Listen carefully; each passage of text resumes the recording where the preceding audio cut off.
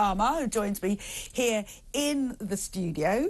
Thank you so much for joining us, because it's hard to get hold of a dentist now, isn't it? Yeah, thank you so much for having me along, Trisha. But yes, it's so hard to get hold of a dental appointment at the moment. Yeah, isn't yeah. it? No, I just want to tell you this story that we saw. A man travelled to war-torn Ukraine to get his teeth fixed because it was cheaper than in a UK clinic. He was quoted apparently £1,000 for emergency treatment, so he ended up going to the Ukraine because he flew 1,500 miles. He had lived in the Ukraine before, so I think he knew the system. He knew where to go. His return flights cost £127, and he paid £54 for his train trips. He had his abscess drained and the extra work, including 3 root canals and a filling, for £220.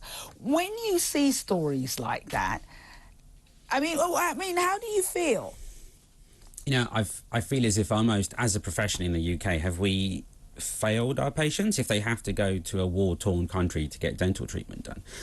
The other amazing thing is the cost for £227. Yeah, £220. I mean, that is a phenomenally cheap cost to get that treatment done, and I think it just sort of intensifies how much of a problem we have here. And it's been going on for so long, because we've been talking about the scarcity of dental appointments in the UK for as long as I can remember. And it just seems if nothing gets done, and this just sort of highlights it. To go to another war-torn country just to get dental treatment done is something which I didn't even consider it. I mean, when I saw the news, I was shocked. I was totally shocked by it. But what is it? Is it a lack of dentists? Is it what's going on? It's a lack of dentists. We lost so many dentists during Brexit. We had a lot of European dentists in the UK who were doing loads of the NHS treatment, and they left. Then you had the value of the pound drop. So for those dentists, if they were working here, previously they'll send the money back home. But as the value of the pound dropped, well, it wasn't really worth it for them anymore. And then we've got loads of red tape, loads of regulation, lots of legal issues in dentistry. Dentists in the UK get sued more than any other healthcare professional in the world. Why? We are #1 in the world. Why? I don't know.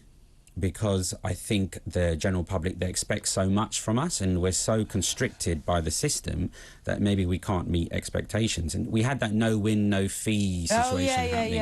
And I think they developed a lot of money from that, suing dentists. So our insurance that we pay to work as a dentist is some of the highest in the world. Wow. I keep wishing, it's funny, we were talking about this earlier today, I keep wishing that pre-Brexit, people had been told the truth. I wonder how many people would have voted for Brexit if they were told, you will have far fewer care workers, you will lose lots of doctors, you will lose a substantial number of dentists.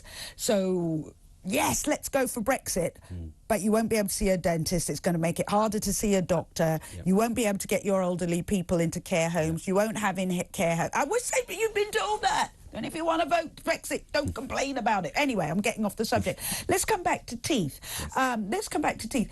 Now, we're talking about Ramadan and people fasting, or people going on diets or anything like that. I'm not equating fasting to diets, but when people do something drastic with their diet, are their teeth affected in any way? That's a really good question, and I think it depends what they do with the diet.